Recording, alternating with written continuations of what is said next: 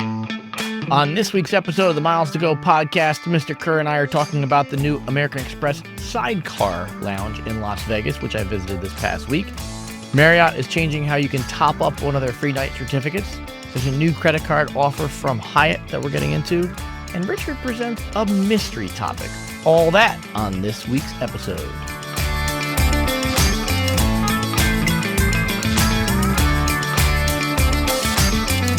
Hey guys, welcome back to the Miles to Go podcast. Mr. Kerr and I are on home turf again, though he's at work today. For those who are not watching, you could have caught a little sliver of the new built headquarters in the Flying Squirrels. Mr. Kerr, how are you? Doing good. Yeah. Apologies to everybody here that's not on YouTube, but if you are, I just want to show you a little bit of this beautiful view of the Hudson and the Whitney Museum here. And we got these fancy chairs and all. It's a real office now, man. I like it. Yeah. Sunshine with light. Like we don't have that for the last 5 years in the cave that we used to work in. We also don't have running up and down 6 flights of stairs to get back and forth between the two spaces. Well, that's pretty true. Oh, wait, you don't have working elevators in the new building either? No, they're on the fritz, which will not be built without both elevators being on the fritz, and the construction guys are using it because the bottom 3 floors are still being built out. So I just head to the stairwell like old habits, man. It's good for me. Get the steps in. I can only imagine what your calves look like after all those stairs. Yes, I like it. Keeps the figure tight, so I don't mind going up and down. Svelte, I think. Yeah, keeps what I say. Keeps the extremities svelte. That's what the ladies like. That's what they like to say. Look at those svelte extremities. That's what they're all saying. Well, you see that guy? That guy is those extremities on him were svelte. Man. Once again in record time we managed to take things off the rails. Yeah. What are we talking about? Yeah, it's a good question. Well, I don't know. We'll get to that in just a second. But a little bit of housekeeping. You could text us or leave us a voicemail, 571-293-6659. He is at Kerr Points on all those social media channels. I am at Pizza in Motion. I also want to note, and for those watching, sorry, I got something weird in my eye. For those who are not part of the YouTube crowd, love to have you join us there too. But we have a little bit of a celebration, Mr. Kerr. We crossed 5,000 subscribers to our YouTube channel, and already well on our way to 6,000 subscribers. So somebody somewhere likes us, or maybe just you. Hard to say. I don't know. I think what they're after, as we were just talking about, is if they need to stare at YouTube for almost an hour once a week, it needs to be at things that are pretty. And I think that's why we continue to do so well here. And, by my calculations, by the year 2738, we should get our million little plaque from YouTube for 1 million subscribers, at the current pace. Yeah, at the pace we're going. Right. So I think we're winning, man. I think we're winning. I think people stare at us because we're pretty awful. But yeah, in the past handful of days, I've met 2 folks who are listeners and viewers. One listener, one viewer, actually. One who met you and Summer at an event like 1 million years ago somewhere. I'm trying to remember where they said the event was. It was back in the TPG days. They said they met you in 2019 when you were at TPG, and that they that you told them that you had this little thing that you did on the side on a weekly basis with this other guy. And that turns out that was me, so... You're officially my side piece. I told him. I am, yeah. The way he explained it, I'm like, oh, okay, I'm that. That's exactly what this little thing I do on the side here. His name's Ed. Oh man! And then I was actually recognized in the Capital One Las Vegas Lounge. My second time in the lounge this year, and we're going to talk a little bit about Sidecar as well. But thank you to the folks that reach out and tell us why they like the show. If you can, we'd love it if you'd like and subscribe wherever you're listening. So whether that's on audio, Apple Podcasts, Spotify, Google Podcasts, or on YouTube, hitting that like and subscribe buttons. Both of those are super, super helpful to us. All right, so we don't have a final 2 pennies this week. Mr. Kerr has a mystery topic for us, so we're going to call that the final 2 pennies just for giggles to keep the streak going. But we're going to start with what is, I think, a first for me when it comes to Flighty, Mr. Kerr. So I don't have a lot of Flighty data loaded in there for Flight Data Beat before 2022, when you and I both started playing around with Flighty. So it's only a little less than 4 years worth of data, but I have my first time where in these 4 years, I have been on one specific United plane 4 times with this tail number. So I sent you a screenshot of this so you could look it over. Interestingly enough, this is a 737-900ER, which is only 12 years old. So one of the newer 737s by United standards, and by, quite frankly, any 737 standards out there if it's not a MAX. And so I had my first flight on this plane in my Flighty history dating back to 2022. Shockingly, I went to Las Vegas on the plane. And then I have a round trip to Orlando and back. And then this week's flight was to Vegas again. So there's something to be said for that many times on one plane, given the size of the fleet. Yeah, I think that, you know how they put the names up on the nose in some airlines? That November 68842 should become the Pizzarello Express. That's what they should do. What you need to do is, you know, this serves a couple purposes actually. Is you autograph a napkin and you put it in the very bottom of the seat back pocket. And that way, everybody who's listening to the Miles to Go podcast can begin checking their seat back pocket on every United 737 to see if they get on the Pizzarello Express. Yeah. And then frame that napkin, and we all know, you know, by 2738, when we reach 1 million subscribers, it'll be worth a lot of money. So I think you should start doing that. And we know the napkins will still be there. Yeah, well, you know, I've certainly said my piece about airline cleanliness. Yeah. You know, I really, one of the very few parts of COVID that I miss. Yeah. All right. Well, I didn't expect us to be talking about lounges twice in just a handful of weeks because, you know, you and I have said we don't spend a lot of time in lounges. But the timing worked out. I was taking the night flight, what I call the Ed-Eye. I was flying to Chicago to sleep and then fly home from Chicago to Dulles. To be clear, nobody should do this. This is rightfully an Ed special. It's like the one, like of all the things we disagree about, this is probably the one I disagree with you most about doing this to yourself. Like, But would you do the red eye instead? No, I would just tell everybody I'm leaving. I'm taking the regular flight home. I'm gonna miss a full day's worth of phone. I just can't miss a day's worth of phone calls right now. That's the tough part. You can, like, that's the thing. Like, you can. Fair. You're not gonna get fired. Fair. You could. Yeah, that's fair. That's fair. I'll you give could you that. prioritize yourself instead of the airline schedule. So nobody needs to do the Ed-Eye, because you used to do Spirit on one of those legs as well. Not Yeah, in the because big Spirit front left seat. late. Yeah, because Spirit left later than United and American, so I get an extra like hour and a half of working, and I get, you know, oddly enough, an hour and a half less sleep. Which everybody knows I have no problem with the low cost carrier, but if the big front seat is full, then my knees have a problem. And like for that long of a flight, that's you know, into consideration. I have less of a problem with the knee issue, obviously. So the regular Spirit seats. I mean, that New Orleans to New Orleans to Vegas one I did a handful of years ago. We had the Freddy's in New Orleans. That's about that was stretching my my back's tolerance of the comfort of a Spirit seat. But, you know, I mean, going from Vegas to Chicago with the tailwinds, it's not a terribly long flight. It's not horrible. Probably right at the edges of what I would fly a Spirit regular seat for. So I got such a good deal for my next Spirit flight here in about 10 days. And that's a really cool line, too. I'm flying out of Pensacola, Florida, down to Fort Lauderdale. And that is because I think I mentioned a couple of times, I will be in the heartland of America, Biloxi, Mississippi, you know, this coming weekend by the time you're listening to this. And United, Delta, and American all wanted over $600 to fly from Gulfport to Fort Lauderdale. So I'm renting a $30 Avis car, driving an hour and a half from Biloxi to Pensacola, and paying $67 to fly Spirit from Pensacola down to Fort Lauderdale. And I think that's the way low cost carriers are meant to be used, right there. I think it's solid. I agree. Are you taking Brightline after you get to Fort Lauderdale, or is Fort Lauderdale your final destination? The cruise leaves out of Fort Lauderdale, so that is the final destination. Very nice. Very nice. I like it. So anyway, I ended up in both the Capital One Lounge and the new American Express Sidecar Lounge this week. Why, you ask? Well, got to the airport a little bit early. Just, you know, the last meeting I had was right near the airport, and I knew I had to take a phone call. So I'm like, well, I'll just go to the airport and I'll finish my phone call at the airport. And call it it's probably like 3. It's probably after 3:00 for a 5-something departure. And so I learned first, and I'll be honest, I didn't read a lot of the reviews of the new Sidecar Lounge that American Express opened up. For folks that don't know, Sidecar is a new lounge concept that they opened up in Las Vegas. There's a couple other sidecars planned. I think there's one planned for Charlotte. There's one other planned somewhere else. I'm trying to remember where. But these are very small footprint, and they're mostly meant for single guests, based on the way the layout is. Well, they came to learn. I don't know. Did you know the access requirements for the Sidecar lounges? I did not know it's different than the Centurion Lounge. It is, which is very interesting to me. And I'll be honest, it's a good thing I listen to this podcast, because you learn something every week. I got a little soapboxy when I was having this discussion with Summer and Glitter Mike about this.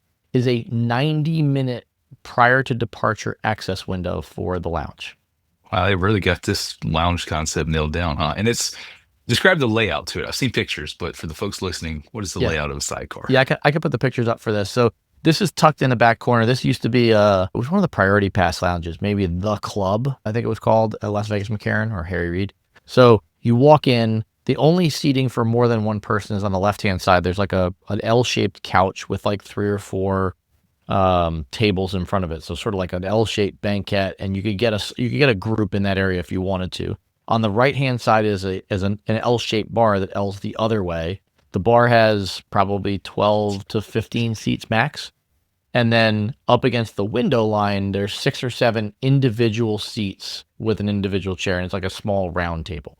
So, maybe seating for 35 or 40 total. There are 2 bathrooms. The finishes are very nice. I'll put up some pictures of the lounge and the food I ate. The lounge is finished very nicely. I'll just say before we get too deep in the lounge concept, I think the 90-minute rule is utter BS. I won't make Jeremiah bleep it out, but I mean, if I'm paying for access to the lounge, I understand they want to try and keep people from squatting in the lounge, but I mean, if the Centurion Lounge is full and I've paid my $7 million for my annual fee for my American Express Platinum card, and I'm up to $7 million, yeah. And sorry, everybody. And I'm not within 90 minutes of my flight time, I'm just out of luck. And so the other thing I learned, and thanks to Glitter Mike for this hack, but if you're more than 90 minutes out from your flight, you can't even get on the wait list. So think about that for a second. If the lounge is full and it's 120 minutes before your departure time, you can't be moving yourself up the wait list unless you physically go to the counter and ask them to put you on the wait list. So if you're coming to the airport, there's a line, you can't even be in the virtual queue. So I think boarding starts 45 minutes before departure time, so you really have a 45-minute window to be at the sidecar. Yeah. And so I definitely have huge problems with the access. I think they have to fix that based on what they're charging for cards. You can't have empty seats in a lounge if the other lounge is full. You just can't. I mean, I know some people may disagree with me on this, but I just, this to me was like, this was a complete non-starter. That being said, I think the service in the lounge was great. I ordered 2 food items. And I'll put up a picture of the menu as well, but they like 4 or 5 menu items, some of them hot. So I ordered a chicken parm sandwich, and I ordered a charcuterie plate, and I ordered a Coke Zero. Bartender filled my Coke Zero up 3 times in the span of the 20 minutes I was in the Centurion Club. So they were very attentive. Sucking down a lot of Coke Zero there in 20 minutes, my man. I know. It was a small glass. Was it just to test how fast they would refill it? They wouldn't give me the can, so but there was somebody out on the floor. I don't know how quick floor service would have been. The bartender was very attentive, even with like 6 or 7 of us at the bar. So I ordered the chicken parm sandwich and the charcuterie plate. They dropped the charcuterie plate in, less than 5 minutes. So, great on them for timing on that. And then the chicken sandwich was probably another 2 or 3 minutes after that. So the timing on everything worked great for a short window. Charcuterie plate was 3 or 4 pieces of cheese, some cars, water crackers, and spicy, it wasn't like an andouille, but like a spicy pork sausage, some salami, and some prosciutto. It was a really nice plate. It's like, 6-7 bites. Definitely like that. The chicken sandwich, so Glitter Mike, our buddy, had said that he thought it was really good. So it had lettuce and pepperoni on it, along with the cheese and tomato, which was a little bit odd. Shockingly, I took the lettuce off. There's no way you let rabbit food touch your Italian sandwich. Well, especially not hot. Like, who wants hot lettuce? Let's be honest. You want like some shredded hot iceberg lettuce on your chicken parm? People put it on their burger all the time. Like, I'm not opposed to a solid piece of iceberg lettuce on a hot burger. Oh, I'm all about that. But this is like, for example, why I love like the Five Guys catering program. It's like when the food comes to your office, you could put cold lettuce and tomato on the burger, and the lettuce and tomato are cold and the sandwich is hot. But when the lettuce has been on the sandwich in the back of house for some period of time, it's no longer lettuce. It's just like stew. I do like lettuce and tomato on my burger, but I love it when they serve the sandwich deconstructed and I can have like cold crunchy tomatoes. Anyway, so the sandwich was overcooked. It was still juicy on the inside, but the breading was burned. And so I felt like it was a little bit of a miss. And there just wasn't a ton of flavor in the tomato sauce and the cheese. So like it was okay. Could have used some more sauce. If the pepperoni is the flavor, definitely could have used bigger pepperoni, like little tiny slices. So I would say like I would give it a passing grade on food, and everything else, in terms of like, the service and stuff like that was great. And the entry requirements just suck. mentioned that they wouldn't give you the full can reminds me of a funny story on my last Delta flight. When the flight attendants come through the aisle giving you the standard drink service in economy, I always say, "Hey, can I get a can of ginger ale?" Because the 3 ounces of ginger ale after they filled a little bitty plastic cup with ice, for what sometimes a 3 hour flight, like just ain't gonna cut it. Yeah. So I did that. I did that last time. I was like, "Hey, can I get a can of ginger ale?" And I always sit in an aisle seat, Please so tell me they they serve. said you know, told you no. No, they told me yes.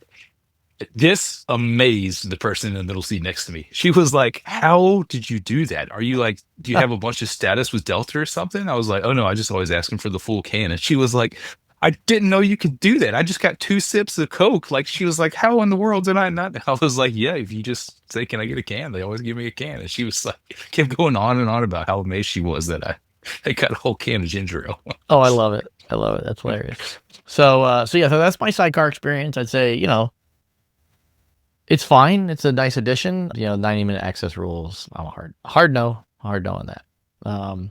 Quick segue before we talk through some Marriott, Hyatt stuff and your mystery topic. Just a reminder for folks who are listeners, if you're not a part of our Slack community, we've got a great new offer for PointsPath Pro, a product we've talked about a number of times on this show. If you're an annual subscriber to our Slack community, you get a 30% discount on PointsPath Pro, or you get a free subscription for their alerts tier, which in theory, if I was willing to take the pain of premium economy home from Hong Kong, would save me 25,000 miles this week when the price of premium economy dropped from 175,000 down to a very affordable 150,000 one way on premium economy on United. But anyway, love to have you guys in the Slack community. We got a great offer for PointsPath, helps defray that annual cost. You can either have a 30% discount on PointsPath Pro, or you can have a free alert tier.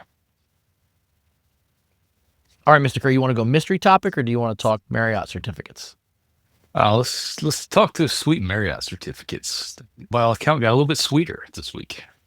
Yes. I don't know that I'd use the word sweet, but what Marriott announced was something that adds quite a bit of flexibility to certificates, and it'll be interesting to see what happens next. So right now, you can top up a certificate with 15,000 points. There are 3 different levels of certificates that Marriott issues from various cards or status levels. There's a 35,000 point certificate, a 50,000 point certificate, and an 85,000 point certificate. And you could top all of those up an additional 15,000 points. Going forward, you'll be able to top them up 25,000 points, which means you get to 60, 75, and 110. So what's your opinion on this, Mr. Kerr? Well, the point cost isn't coming down, so they had to do something to make these certificates more valuable. Interesting that they didn't just up the certificate levels. Could be for a variety of reasons, but I mean, we get the 85,000 point certificate once a year with Mrs. Kerr's Ritz-Carlton card. So to be able to go up to 110,000 useful, because I'll be honest, like a very nice Marriott now is going to cost you at least 100,000 points, 110,000 points a night. So we'll probably use this, but after that JW Marriott stay that I took about a month ago, yeah, I'm really short on Marriott points now, man. So gonna have to figure something out to keep that stash back, just in case I need to go to the Swan Reserve.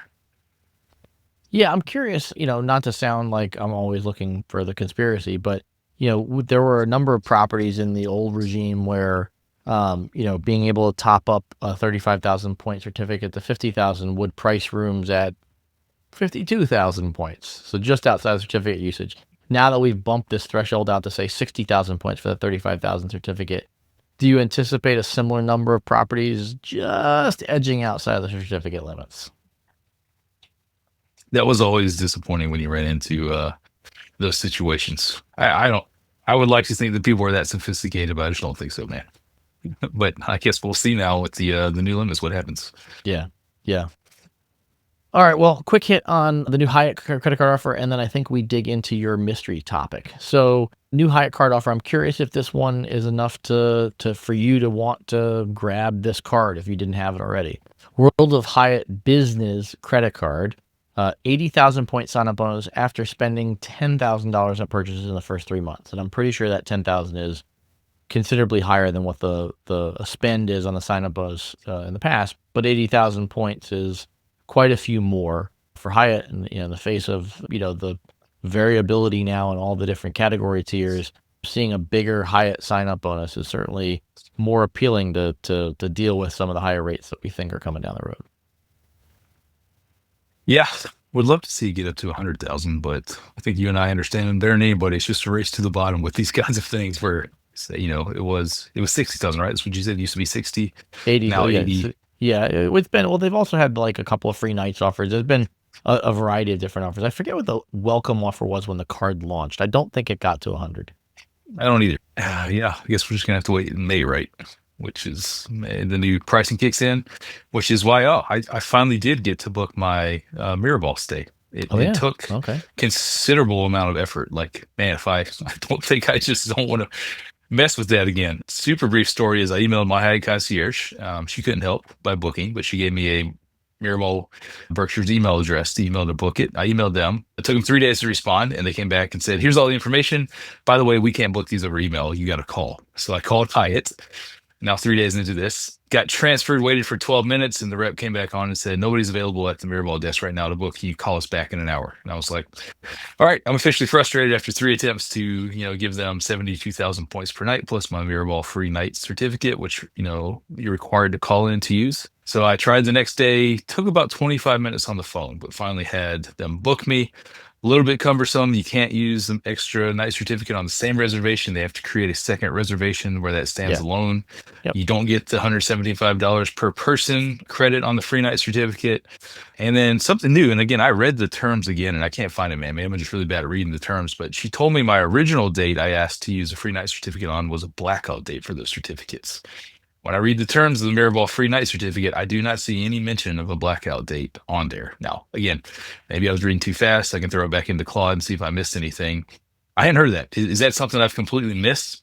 But what she was able to do was say, hey, instead of Thursday and Friday on points, let's do Thursday the free night certificate and the Friday, Saturday on points. And that was no problem. But then again, I went back to my mind, like, if I can use points, why can't I use a free night certificate?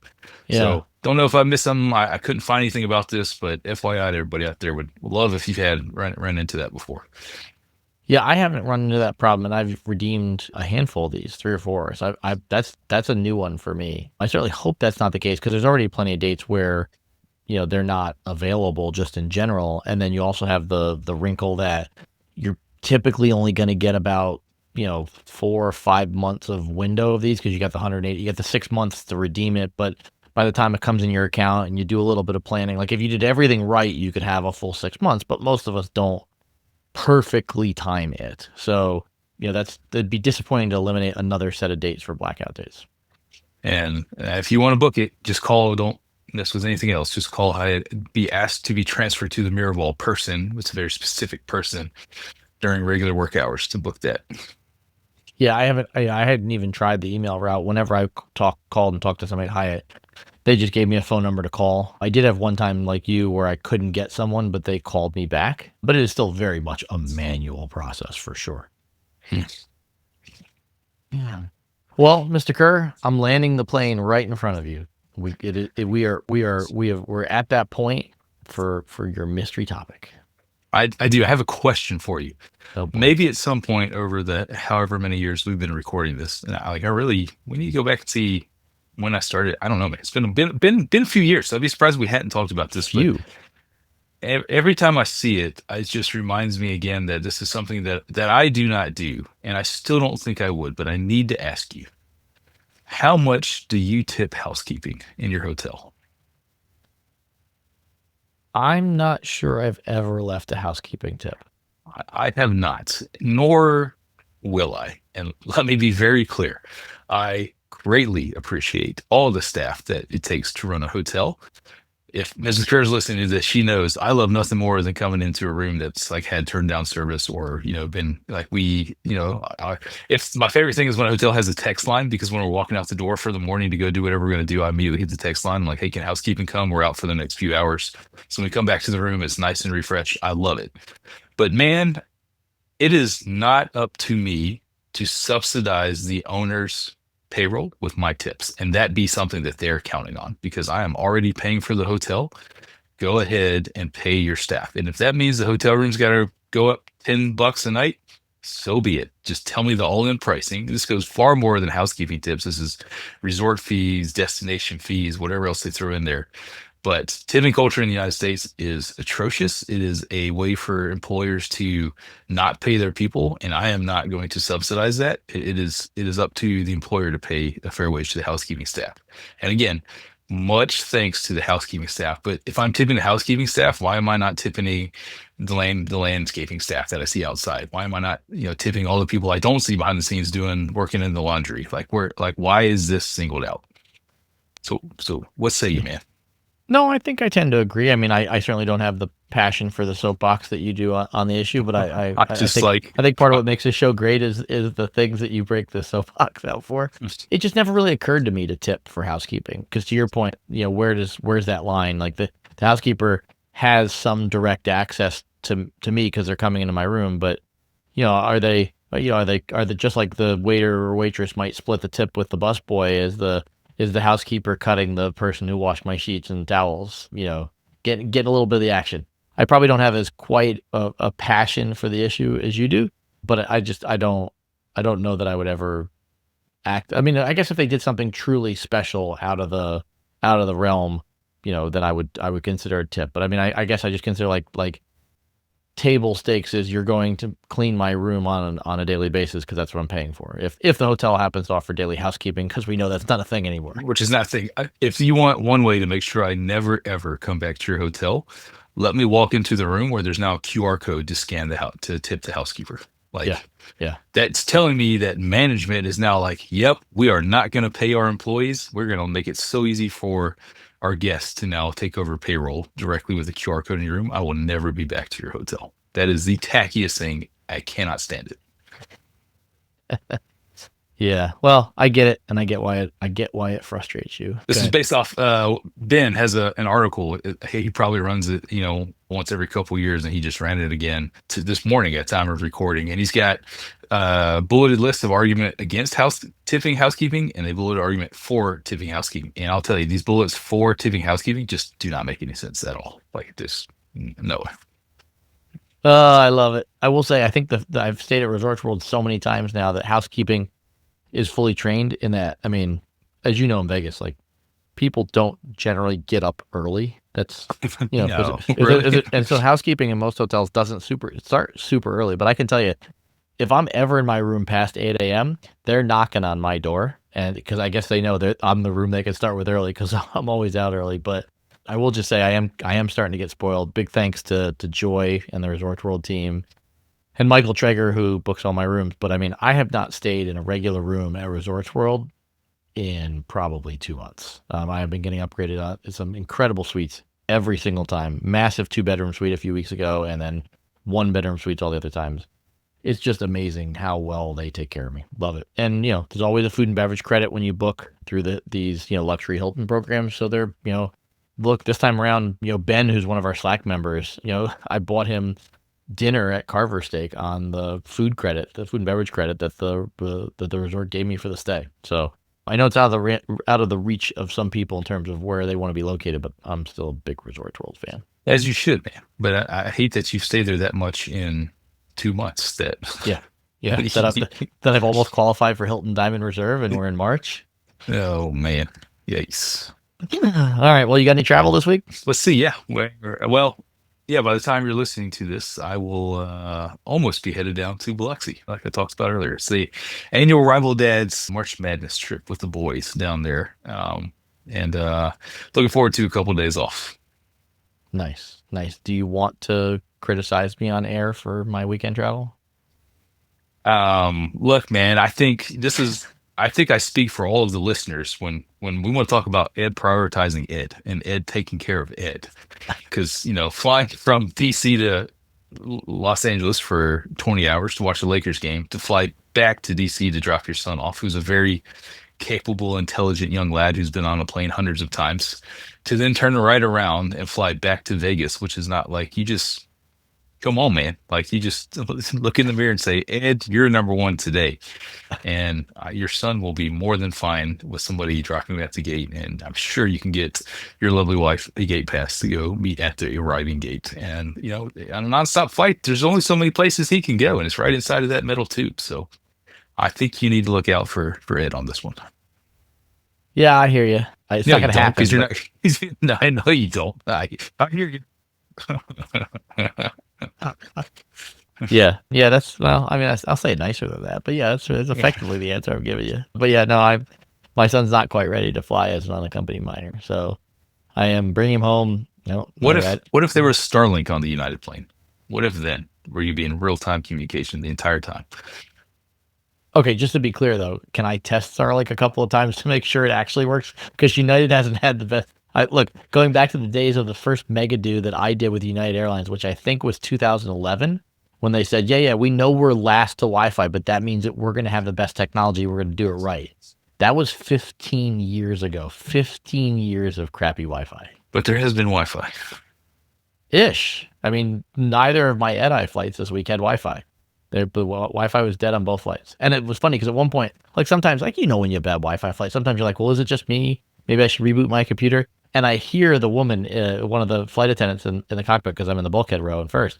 And she's like, hey, can you get on the internet? Yeah, no, it won't let me on either. So it was, yeah. It's not me, it's you. It's true. It is not me. It's you. But all right, well, we've reached the end of the road, Mr. Kerr. Just a reminder for folks, got that great points path deal. I want everybody in Slack to take me up on it. So if you haven't sent me a message in Slack and you're an annual member, please do. If you did send me a message that I didn't get back to, because I know there are a few messages I haven't replied to yet, I'm sorry. I will do it soon. I promise.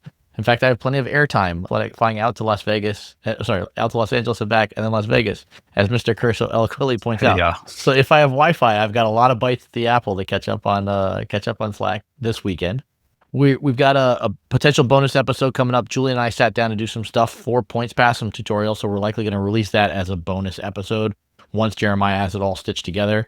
And then Mr. Kerr and I are both working on separate bonus content. So I am going to be interviewing our daughter about her first transcontinental trip on her own. She'll be talking about two different products, the Virgin Premium Economy product and the United product. She has opinions, Mr. Kerr. As Mr. Kerr pointed out to me the other day, he is going to try and corner his wife to get her side of the Blade helicopter situation and the Frontier flight. So some potential bonus content coming people's way, especially because between Mr. Kerr and I, we have very complicated schedules over the next few weeks. You're out of town, you're out of the country for a bit, and then I'm in Hong Kong for a bit. It's gonna be a rocky month to find time to record. Yeah.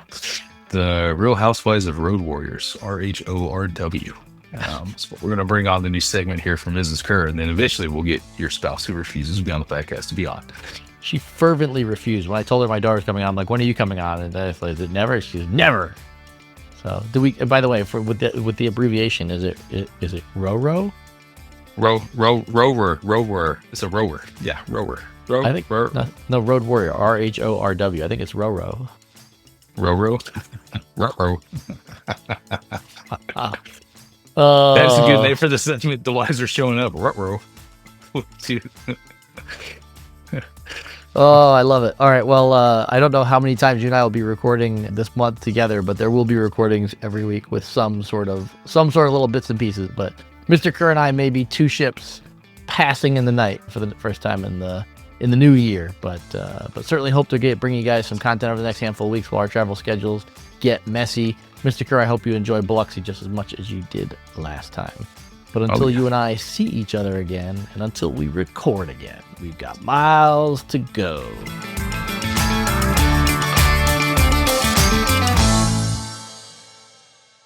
I agree. Ready? Very ready. Hey guys, welcome back. What was that? Waffle.